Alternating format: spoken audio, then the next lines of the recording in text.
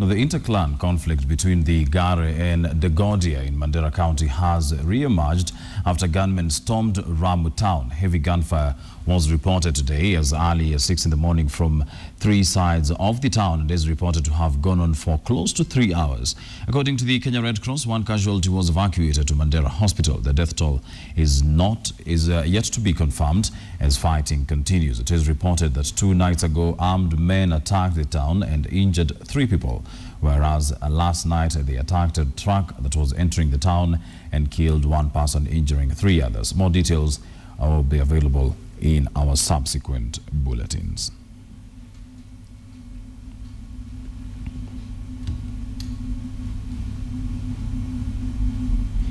Now, Jubilee leaders continue to draw support from wananchi to oppose the proposed referendum by the Council of Governors and the opposition coalition court. Hours after court kicked off signature collection exercise, Deputy President William Ruto led other Jubilee leaders in asking Kenyans not to support the referendum. Speaking during a fund drive in Mandera County, Ruto asked the governors who are still supporting the call for a referendum that they need to be accountable first for their funds that they have already been sent to their counties before asking for more money. The leaders also praised the MCA's council for refusing to unanimously endorse the referendum during their just concluded retreat here in Nairobi. Mtu akituambia ati tunaenda referendum, tunaona kama wanataka kutoa William na Uhuru Kenyatta. Na wakitoa hawa, sisi tutaenda wapi? Tutapata leadership kutoka nani tena wa mama kama sisi? Some of the issues that the MCAs are raising are genuine issues. Na hiyo those issues cannot be resolved through a referendum. Wakasema MCA Nairobi wakasema hatutaki referendum. Na mimi nawashukuru sana. Sababu hii nchi kila mtu ako na shida, lakini shida inatatuliwa kulingana na katiba. Na mimi nataka nimpongeze governor wenu Tunai na wale governors wote wa Jubilee ambao wakaangalia, wakaheshimu sisi, wakasema ile shida tuko naye tutaitatua kupitia ile summit ya president, kupitia bunge la Senate, kupitia bunge la taifa. Tumeweka pesa katika mambo ya CDF kwa wabunge. Tumeweka pesa mambo ya county kwa devolution kwa magovernors na county governments na county assemblies. Tuko na pesa ambayo ni ya national government, lakini sisi wote It's okay. Lakini sisi wote tunaelewana jameni? No, it's okay. Sisi wote mnanisumbua nyinyi watu, wachana na mimi. Kwani mmeambiwa mimi ni chumvi nitayeyuka hapa nikinyeshewa?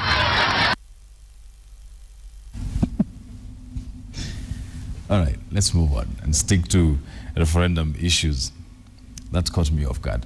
Machakos Senator Johnstone Muthama is faulting Jubilee's reasons for opposing the referendum, saying they are misleading the public. Speaking in Machakos yesterday, Muthama said the current structure cannot allow counties to be empowered and therefore a devolution will not be a success. He says if the referendum is successful, the central government will be forced to devolve more funds to the counties. Tumewapa asilimia zaidi ya 15. Hatutaki kupewa msaada kwa pesa yetu tunaolipa sisi. Tunataka tuiweke kwa katiba iwe ni asilimia 40 au 45 ya mgao wa pesa za serikali. Tena sio miaka 5 imepita, lakini ni ya sasa. Kwa sasa hivi 1.8 trillion shillings ndizo tungepata, Machakos ingepata 10.5 billion shillings.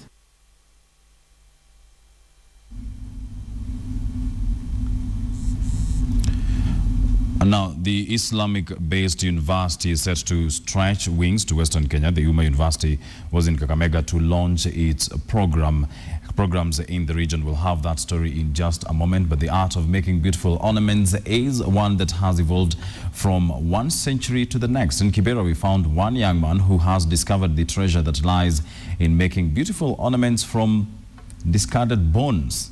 KTN's Grace Kai has that story.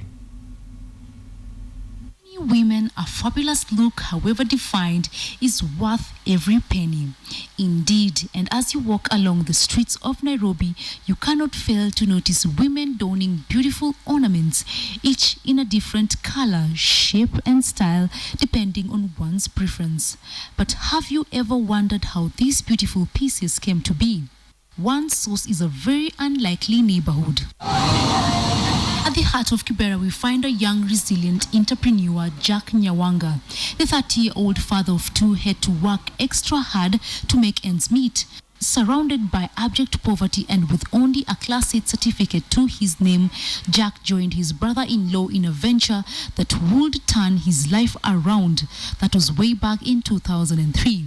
According to the life I went through, especially in the streets, when I dropped out from school, I was thinking a lot of at least to start something which can employ people.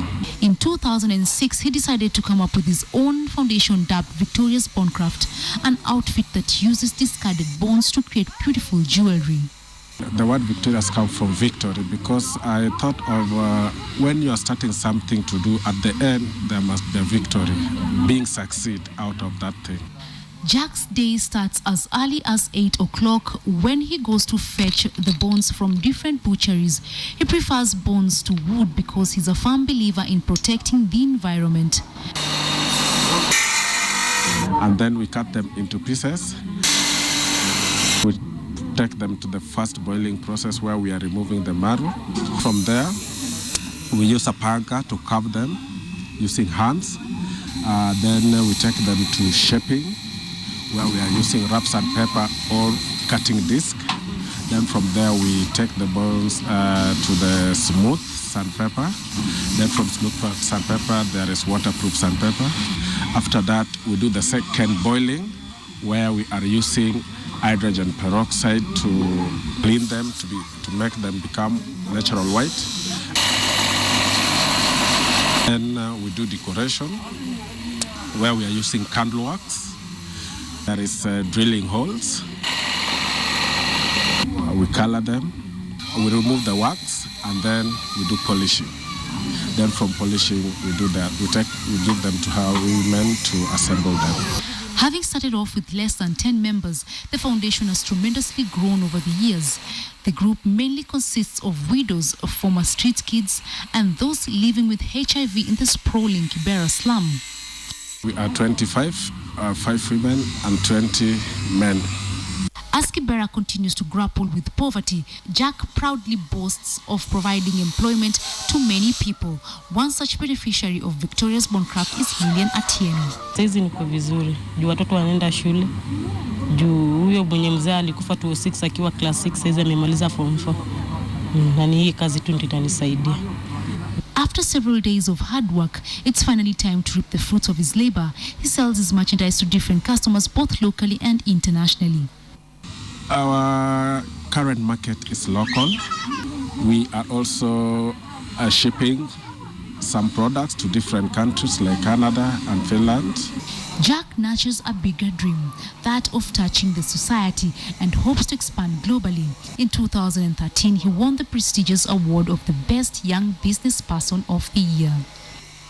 Motivation, determination, and a dream. All these are ingredients to success. And for Jack, there is no dream beyond imagination, no innovation unimaginable, and no frontier beyond a reach. Reporting for KTN, I am Grace Kai.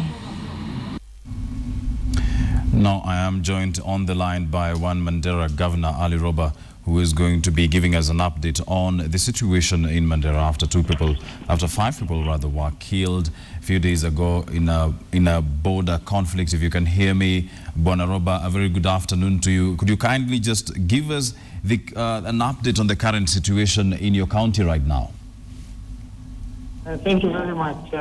We have, over the last 1 week or so, we've received reports of one clan in Ramo moving, shifting, and this report was not taken very seriously by the security team. This was followed by 2 nights ago an attack by the Jubilee clan on the Gare clan in Ramo, where 3 persons, including an infant, an infant 2 years old, was injured. And these 3 were not fatal injuries, it was gun wounds. And thereafter, we tried to mobilize the security with the county commissioner to try and respond. Then the following day in the evening, there was an attack on a matatu from Banisa to Ramo, where 1 person was killed and 5 critically wounded. And all the wounded and the dead are from the Gare clan. And thereafter, shortly, just the same evening, the county commander of CID, whose vehicle was traveling from Elwak to Mandera, was also attacked at the same site and suffered gun shot. And thereafter, now last night at about 5 a.m. in the morning, there were reported people who were armed in military uniform in hundreds who attacked Ramo town.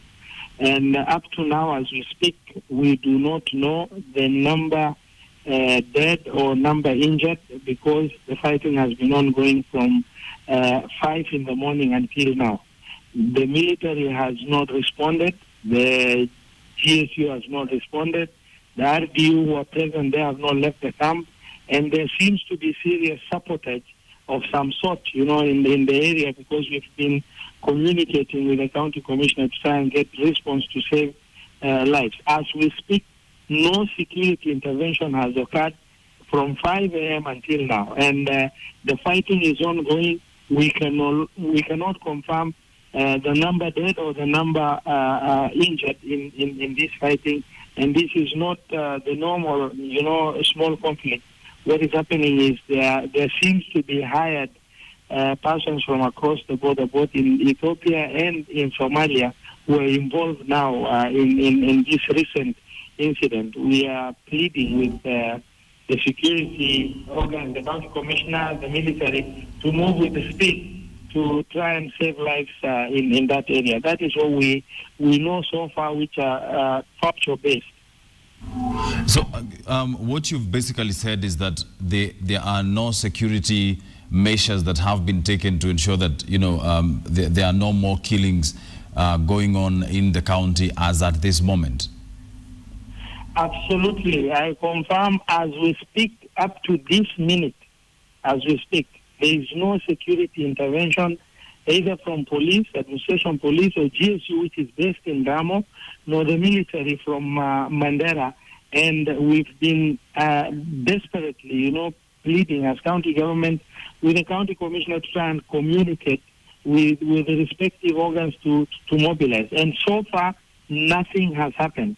And we've had a little bit of tension following that inside Mandera town itself, where the security responded.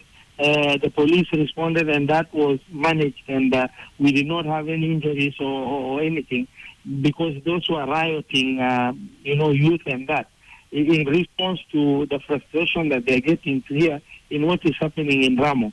The population in Ramo is under serious attack, and we have not had any at all.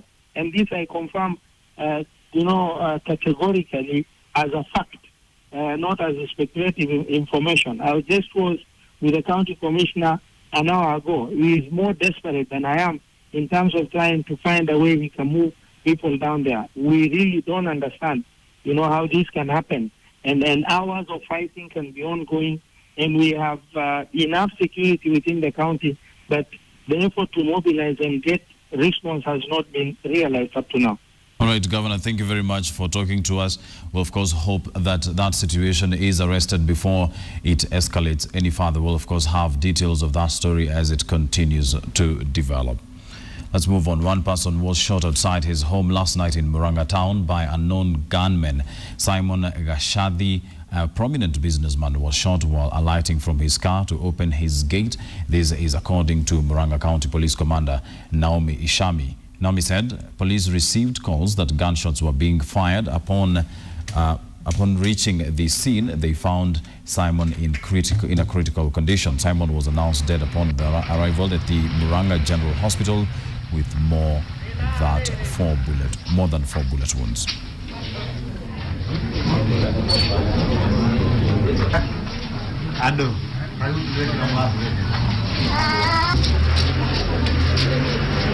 Huyo ni mtu alitaka kummaliza, sababu hakuna kitu iliibiwa kwake. Alikuwa anashuka kwa gari ili aende kwa boma lake.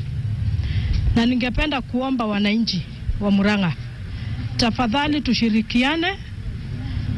Kama kuna mtu ambaye anaweza kuwa na information, ni nani anaweza kuwa ametenda hiki kitendo, tafadhali atupashe hiyo habari.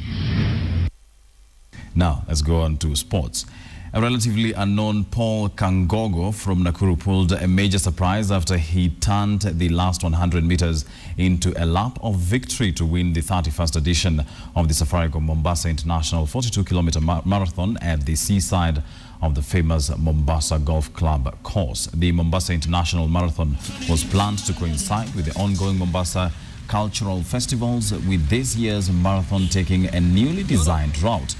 Paul Kangogo, who trains at Elgeyo Marakwet, made it to the podium for the first time since he started competitive marathon.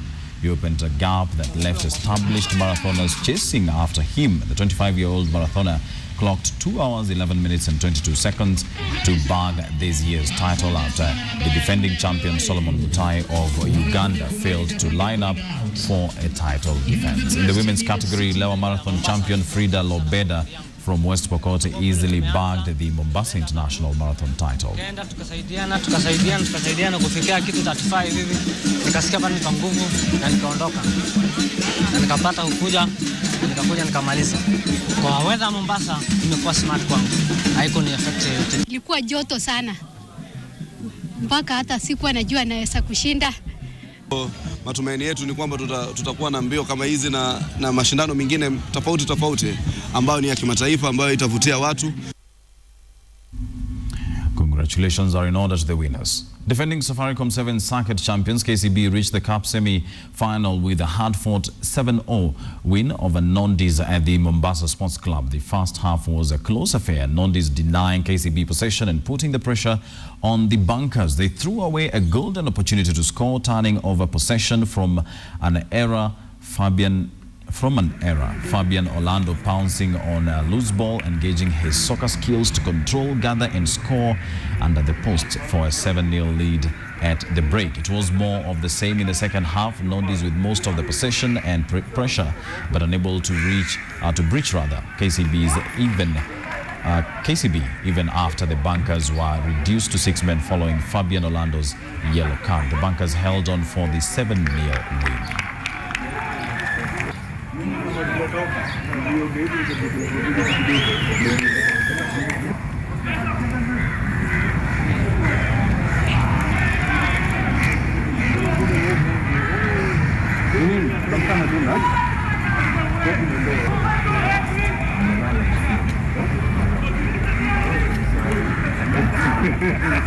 Ni Mombasani?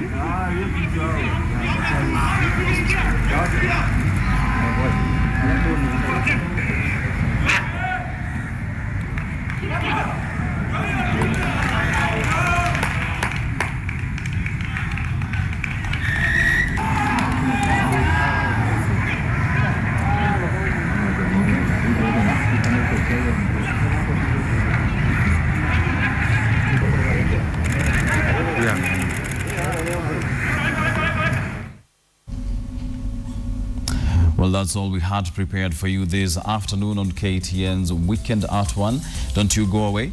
We have much more lined up for you during the day. Remember that we have Jicho Pevu coming up at 7 o'clock. Part 1 of Jicho Pevu is coming up at 7 o'clock. And the Inside Story Part 1 is also coming up at 9. And your favorite political satire segment, Mock the Week, also comes up at 9. Don't you go away. Enjoy the rest of your viewing. Good afternoon.